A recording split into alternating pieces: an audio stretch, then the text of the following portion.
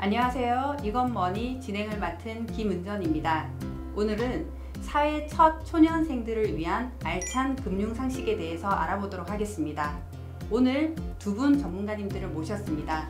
DB증권 해운대 마린금융센터 김서원 센터장님 모셨습니다. 반갑습니다.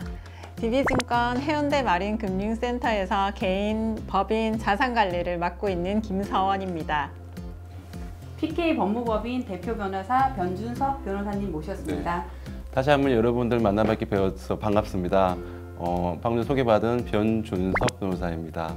오늘 이렇게 김은전 진행자님과 그리고 김서원 센터장님과 정말 재밌는 주제를 가지고 이야기할 것 같아서 상당히 기대가 될 것 같습니다. 오늘 말씀 정말 잘하시네요. 네. 자, 첫 번째로 저희가 그 사회 초년생의 첫 금융 설계라고 해서 똑똑한 설계를 출발할 수 있도록 김서원 센터장님 도움을 받도록 하겠습니다. 자, 센터장님, 첫 월급 받고 요즘 뭐 SNS나 이런 데 보다 보니까 마이너스 통장을 굉장히 많이 만든다고 하더라고요. 맞나요? 네, 맞습니다. 첫 월급을 받고 마이너스 통장부터 만드시는 분들이 생각보다 많습니다. 그런데 저는 이렇게 말씀드리고 싶어요. 월급을 받아서 얼마를 벌었느냐 보다는 어떻게 쓰고 또 어떻게 쌓느냐가 굉장히 중요합니다. 특히 조심해야 할 건 과소비도 루틴이 돼서 습관처럼 되는 경우가 있잖아요. 그래서 마이너스 통장을 쓰게 되면 이제 여유가 생긴 것처럼 느껴지지만 실제로는 미래의 소득을 땡겨와서 소비로 하는 거기 때문에 굉장히 사회초년생들한테 위험할 수 있는 그렇게 생각이 됩니다. 그리고 그 사회초년생이라고 하면 첫 월급으로 비상금도 마련해 둬야 될 것 같고요. 또 통장 쪼개기도 하면 좋을 것 같고, 그리고 뭐 정기적으로 나가는 지출이 있다면 그것부터 자동 이체를 해놓는 게 중요할 것 같습니다. 그리고 또 신용카드 같은 경우에도 이제 혜택도 있지만 우리가 뭐 연체도 있을 수가 있잖아요. 그래서 그런 위험도 통제를 하면 좋을 것 같고요. 또 사회초년생들이 첫 월급 받았을 때 처음부터 연말 정산도 준비하면 좋을 것 같습니다. 네. 그렇죠. 이 마이너스 통장은 일종의 신용거래죠. 그렇기 때문에 과도하게 사용을 하거나 연체를 할 경우에는 신용점수 하락으로 이어질 수 있을 거고요. 그러면 자연적으로 나중에 대출을 받거나 전세 자금 심사를 받는데 불이익을 받을 가능성이 큽니다. 법률적인 관점에서는 대출을 받더라도 변제를 하지 않을 경우에는 형사상으로는 사기죄 책임을 부담을 할 가능성도 있습니다.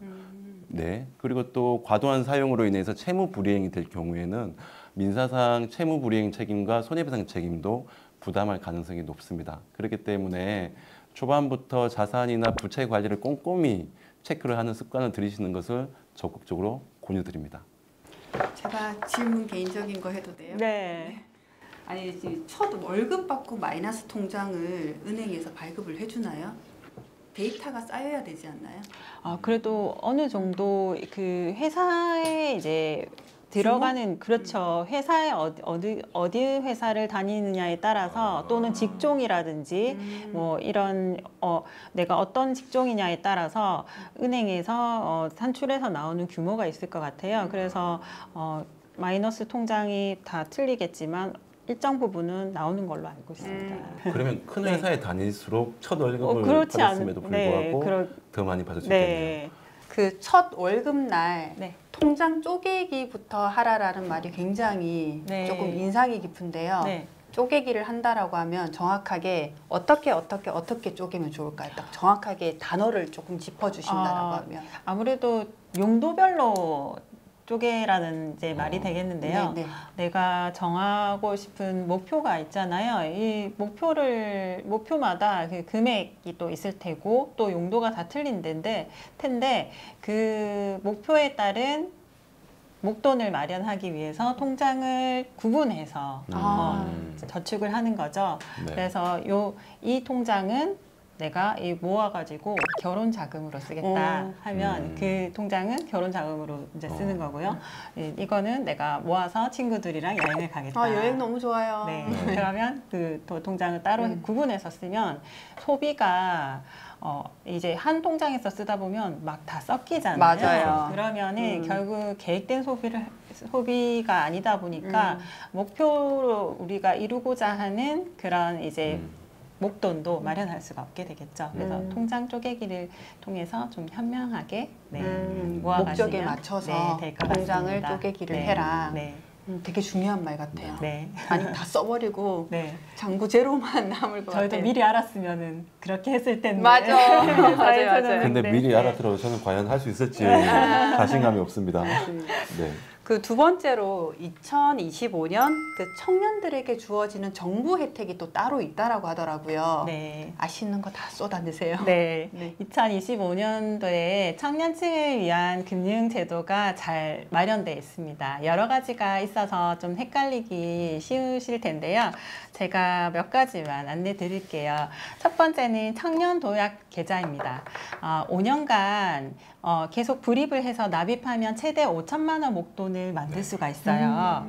그리고 이거는 불입을 하면 정부가 10,000원에서 40,000원까지 또 같이 지원을 해줍니다. 아, 그리고 정부에서 그렇죠. 더 해주는 거죠. 네, 아. 내가 불입하면 정부에서도 같이 불입을 해서 또 비과세 혜택도 있거든요.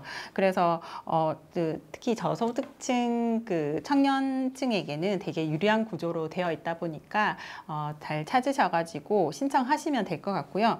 또 소득 요건이나 재직 요건이 맞으시다면 청년 월세 지원이라든지 내일 채움 공제 같은 제도도 있으니까 활용해 보시면 좋을 것 같아요. 그리고 또 이거는 올해 마련된 제도는 아닌데요.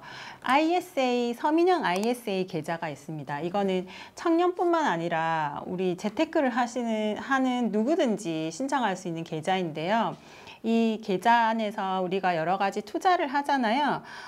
예를 들면 예금이라든지 펀드라든지 채권이라든지 또 뭐 우리 ETF 거래도 하는데 이런 것들을 모아서 같이 운용을 하고 만약에 이제 수익이 쌓이면은 400만 원까지는 비과세가 되거든요. 그리고 또 설사 400만 원을 넘는다 하더라도 그 부분은 분리과세가 또 되니까 이런 혜택들 좀 잘 이용하셔가지고 재테크 하시면 좋을 것 같습니다. 센터장님, 저도 네. 그 작년에 ISA 계좌라 가지고 네. 계좌 개설해서 그걸로 네. 투자 명목으로 사용을 하고 있는데 네, 네. 손실이 나가지고 비과세는 실질적으로 많이 효과를 못 보고 있습니다. 어떻게? 정부 혜택은 사실상 그 신청한 사람들만 받을 수 있는 사실상의 권리입니다. 그렇기 때문에 기한을 놓쳐버리면 받고 싶어도 못 받는 경우가 꽤 많이 있으니까 이 정부 혜택 중에 자기한테 적용되는 제도가 뭐가 있는지 직접 꼼꼼히 챙기시고요. 그리고 직접적으로 신청하시길 바랍니다. 근데 방금 전 센터장님 말씀해 주신 그 내일 채용 공제나 청년 도약 계좌 같은 경우에는 정부에서 일부 뭐 10,000원에서 40,000원까지 지원해주는 명목의 금원들의 성격이 보조금입니다. 그렇기 때문에 정부 보조금이 자기에게 받을 수 있는 요건이 해당하는지 여부는 법적 조건과 서류 준비를 꼼꼼히 하게 하셔야 됩니다. 그런데 말입니다. 자기가 혜택을 받을 수 있는 조건이 되지 않음에도 불구하고 허위 서류를 만들어 가지고 보조금을 신청할 경우에는 형사상 사기죄뿐만 아니라 보조금 관리에 관한 법률 위반으로 처벌을 받을 수가 있습니다.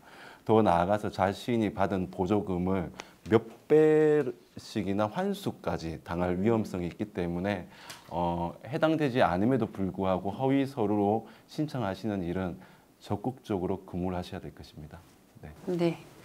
정부가 도와주는 기회는 본인이 직접 신청하지 않으면 받을 수 없다라는 점 꼭 기억해 주시기 바랍니다.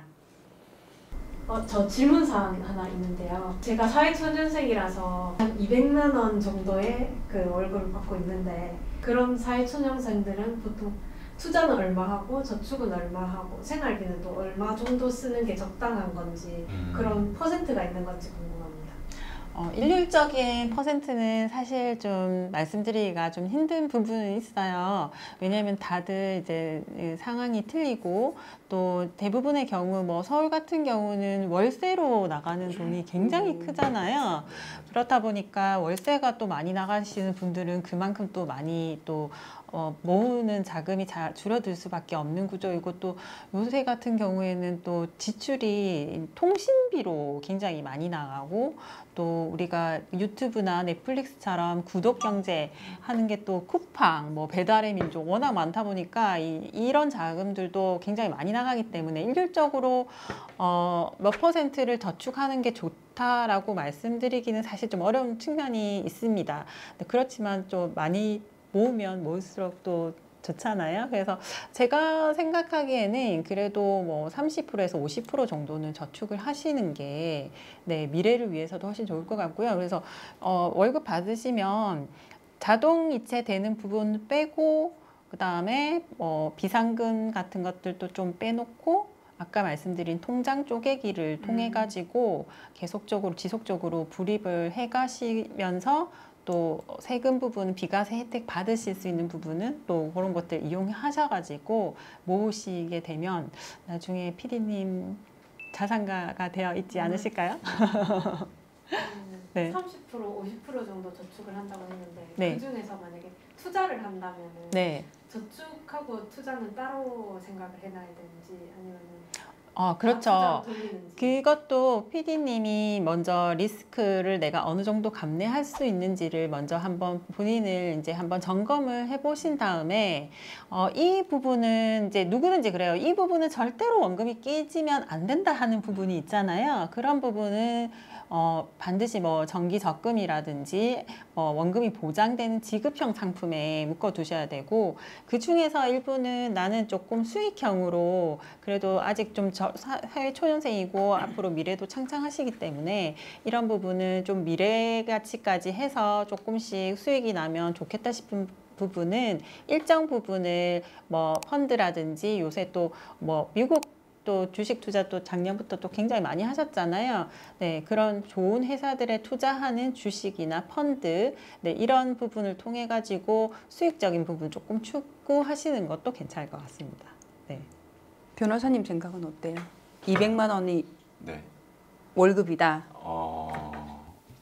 쉽지 않을 것 같아요. 왜냐면은 거의 한 20대 후반이나 30대 초반이면 뭐 말씀하신 것처럼 넷플릭스도 봐야 되고 주말에 친구들이랑 소주도 한 잔 먹어야 되고 여자친구한테 선물도 줘야 되고 이런 것들이 여자를 만나면 안 돼요. 계획적으로 지출이 예측을 못하는 지출이 꽤 많을 것 같거든요.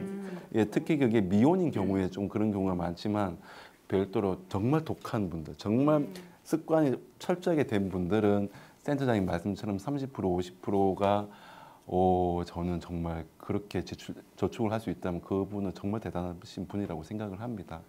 근데 지금 현재 사회 구조가 정말 이 저축을 하기에는 힘든 구조가 점점 되어가기 때문에 너무 비싸요. 저는 조금이라도 저축을 하는 습관을 들이는 것 자체만으로도 대단하다고 그렇죠. 생각합니다. 네. 네.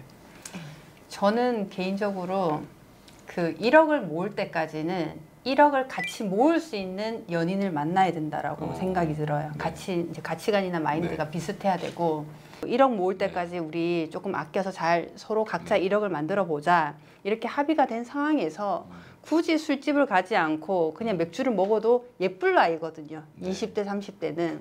그래서 저는 좀 지금도 금융 상담을 하더라도 1억을 모을 때까지는 무조건 허리가 부스러질 때까지 참아라. 1억을 모으고 난 다음부터는 스스로 굴러간다. 맞습니다. 아까도 우리 그 청년 그 대상으로 하는 여러 가지 금융 지원 제도가 있었잖아요. 그런 것들을 이용해서 제 생각에도 한 뭐 5천만 원 정도만 모아도 그것부터는 목돈 운용하는 또 여러 가지 다른 수단들이 있으니까 그때부터는 조금 여유를 찾아가면서 뭐 운용하셔도 괜찮을 것 같거든요. 그래서 그때까지는 조금 제 생각에도 조금 맞아요. 네, 차곡차곡 모아가시는 편이 훨씬 나아 보입니다. 그 30대 후반에 계신 분들이 자산 상담을 하러 왔을 때 가장 후회를 많이 하는 게 젊은 시절에 계획 없이 소비를 했고 그 소비의 대부분이 연인이었더라고요. 그래서 지금 20, 30대 정신 차리고 같이 돈을 모을 수 있는 연인을 만나셔야 됩니다. 너 이번 달에 얼마 모았니? 나 얼마 모았어. 너 얼마 모았니? 얼마 모았어. 너 구독 몇 개 했니? 그 쉐어하자. 이런 식으로 해서 같이 아낄 수 있는 사람을 만나야지만 40, 50이 좀 편하지 않을까요? 근데 돈을 모으는 거는 할 수 있을 것 같아요. 연인을 만드는 게 더 힘들 것 같은데. 그렇죠. 그건 맞아. 맞아요. 아니 맞아. 차라리 금수저 만나면 되는 거 아닌가요? 아 쉽지 않아요. 쉽지 않아요. 20살 차이 나면 그럴 수 있어요. 그 세 번째로 저희가 좀 궁금한 사항을 변준석 변호사님께 질문을 한번 해보겠습니다. 네, 네. 정부 혜택 사기 사칭이라고 네. 이렇게 하면 당한다. 네. 그 변호사님이 이렇게 좋은 제도도 악용을 하는 사기 사례가 굉장히 많이 늘고 있다라고 하더라고요. 네, 정말 많습니다. 트렌드에 가장 잘 따라가는 집단이 보이스피싱 집단입니다. 네. 진짜 그런 거. 맞습니다. 정부 혜택 신청, 진짜 맞습니다. 정말 치밀합니다.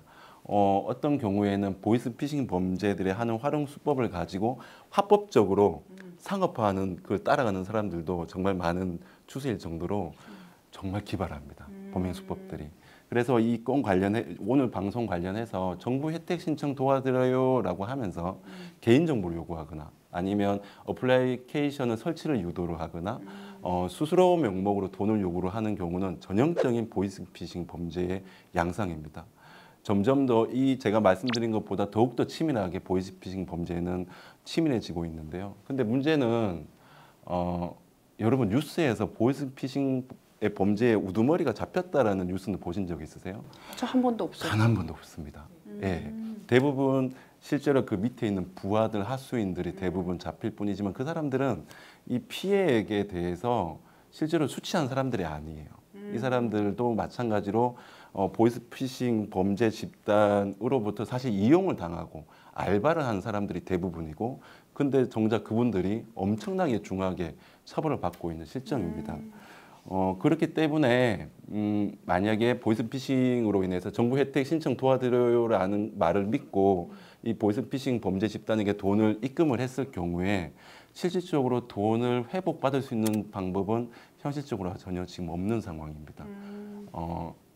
여러분들이 제일 본인들의 돈을 지키기 위해서는 사전부터 합리적인 의심을 하실 것을 적극적으로 권유드리는 바입니다.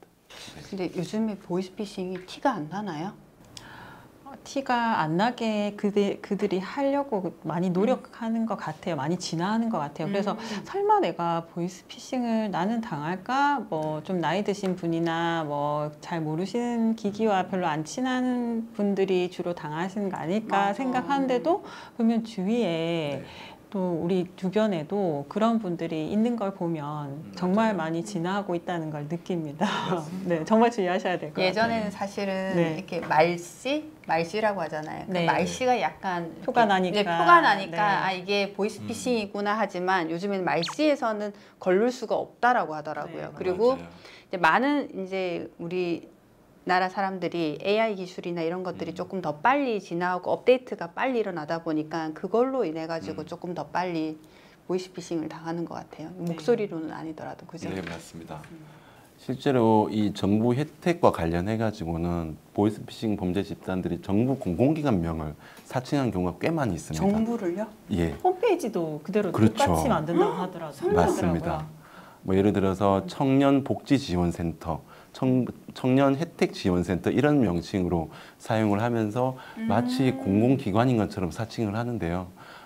여러분들이 실제로 그 집단으로부터 어떤 문자를 받거나 어디에 접속해라라는 요구를 받았을 때 이 사이트 주소창이 go.kr로 끝나는 게 아니면 사실상 정부기관이 아닌 겁니다. 아, go.kr. 네, 맞습니다. 그렇기 때문에 이 주소창의 주소도 꼼꼼하게 챙기시길 권유드리는 바입니다. 조심해야 되겠구나. 근데 지금 한 가지 또 궁금한 게 예전에는 노인들 대상으로 보이스피싱이 굉장히 많았잖아요. 네. 그 노인들은 약간 조금 많이 믿고 우리나라 정서가 그렇죠. 조금 그렇다 보니까 설마 사기를 치겠냐라는 마음으로 많이 당했더라면 근데 저 20, 30대가 당하는 게 사실 좀 이해가 안 되거든요. 어떤 심리가 있을까요? 결국에는 본인이 많이 부족하고 많이 지금 돈이 궁하고 어딘가 돈을 받고 싶고 이런 심리가 이제 발동을 할 것인데 그거에 근저에는 지금 현재 청년들의 취업이 잘 안 되고 그리고 경제적 수준이 좀 더 저하되고 하면서 결국에는 어떻게든 쉽게 돈을 좀 지원받고 싶다라는 그 욕구가 결국 보이스피싱 범죄에 휘말리는 유인 요인이 되는 것 같습니다. 그 약한 부분을 또 맞아요. 교묘하게 또 파고들어서 네. 네, 그렇게 하는 것 같아요. 맞습니다. 그 오늘 사실은 저희가 사회 초년생들을 위한 뭐 꼭 필요한 정보나 뭐 투자 사기 뭐 이런 법률적인 대응에 대해서 조금 알려달라고 어떤 시청자분이 좀 주제 선정을 해달라고 하셨는데, 네, 신청을 해주셨는데 네. 그 이유가 취업이 장기적으로 안 되다가 이제 취업이 됐어요. 네. 취업이 됐는데 이제 우리나라가 지금 현재 물가도 많이 오르고 집값도 너무 많이 올랐잖아요. 그런 상황에서 뭔가를 아무리 노력을 해도 이걸 모든 걸 이룰 수가 없으니까 이제 투자를 하게 된 거예요. 그동안 모아놨던 돈으로. 근데 요즘에 투자 SNS가 그렇게 많다고 하더라고요. 맞나요? 맞습니다. 네. 그래서 다 날렸다고 이런 자기 자식 같은 피해자가 또 생기지 않게 좀 요목조목 조금 잘 설명을 해달라고 했는데 이렇게 잘 현혹이 SNS로 될까요? 네, 요즘 SNS에 보면 현혹되는 그런 페이지들이 정말 많습니다. 보면 비공식 펀드인 쿠자라든가 또 텔레그램을 통한 그런 유사 자문업체들이 하는 그런 리딩방이나 채팅방도 네, 많이들 한 번씩은 그런 것들 보셨을 거예요. 또 그런 또 무등록 FX 마진 거래를 맞아요. 이용한 사기 맞아요. 네, 그런 것들이 되게 우리를 많이 유혹하고 있습니다. 여기에 마치 투자를 하면 엄청 많은 수익을 얻게 해주고 소액으로라도 내가 인스타그램이나 이런 데 보면 내가 저런 사람들처럼 부를 나도 할 수 있지 않을까 이렇게 현혹을 많이 하고 있는데요. 이런 곳을 통해서 투자하시면 절대로 네, 안 되십니다. 왜냐하면 이런 곳들은 대부분 합법을 가정한 불법적인 경우가 굉장히 거의 대부분이 다 불법적인 경우가 대부분이고요. 또 그런 때 현혹되어서 투자를 했다 하더라도 나중에 그 피해를 보상받기도 힘들고 또 피해 신고도 굉장히 어려운 경우가 많아요. 그래서 금융감독원이나 경찰에 그 피해 신고를 정확하게 하는 것도 굉장히 힘든 경우가 많습니다. 그래서 투자 수익률보다는 우리가 위험을 많이 따져보는 게 중요한데 투자 수익률이 그렇게 높다는 것은 그만큼 리스크도 크고요. 또 합법적인 제도권 하에서 투자를 하는 것이 아닐 경우가 많기 때문에 그런 부분들 충분히 따져보시고 하시는 게 중요할 것 같습니다. 맞습니다. SNS 투자 사기에 이 공통적으로 항상 들어가는 문구들이 정말 쉽게 빨리 돈을 벌 수 있을 것처럼 유인하는 문구가 많습니다. 워렌 버핏이 이 주식 투자란 인내심이 없는 사람들의 돈을 인내심 있는 사람들에게 옮겨가는 구조이다. 뭐 이런 취지로 얘기한 적이 있죠. 실제로 주식 투자의 본질, 뭐 주식뿐만 아니라 다른 투자의 본질도 마찬가지로 어떤 종목 선정이든 어떤 고민한 바에 대해서 인내심을 가지고 지켜봐야 되는데 사회 청년이나 초년생들은 뭐 경험도 적을 뿐더러 쉽게 돈을 벌 수 있다고 하니까 거기에 쉽게 휘말리는 경우가 많을 것입니다. 그런데 실제로 SNS 투자 사기는 그 말 그대로 형법상 사기에도 해당이 되고요. 자본시장법 위반이 되기도 하고 더 나아가서 이 대상이 되는 SNS를 통해서 투자를 유혹하는 집단들이 피라미드 구조인 경우에는 방문판매법 위반이 되기도 합니다. 투자 사기로 피해를 입었을 때 돈을 사실상 받을 수 없습니다. 왜냐하면 대부분 그 피의자가 이미 소재 불명이 돼서 도망을 갔거나 아니면 재산이 없는 바지 사장을 내세우거나 그리고 투자받은 돈을 해외에 빼돌리거나 하는 경우가 대부분입니다.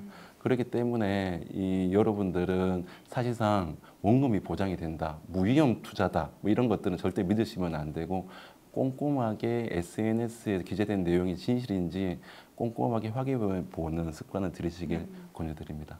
네.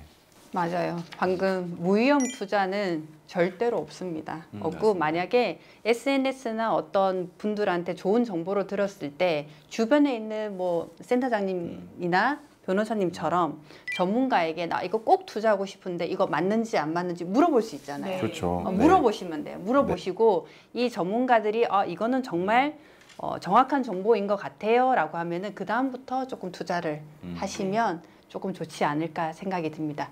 그리고 공공기관과 정부에서는 절대 먼저 고객들에게 연락을 하지 않습니다. 맞나요? 네, 맞아요. 맞습니다. 그러니까 투자 판단은 본인이 하는 거지만 그 투자하는 그 루트 자체는 반드시 검증을 통해서 우리가 투자를 할 수 있는 그런 이 기관이나 단체인가를 확인하시는 게 중요할 것 같습니다. 그러면 그 오늘 두 분 나오셨으니까 뭐 이렇게 여러 가지 질문을 두 분에게 연락을 해도 될까요? 아, 그럼요. 네, 네. 언제든지 연락 무료로 주십시오. 상담해 드리겠습니다. 네.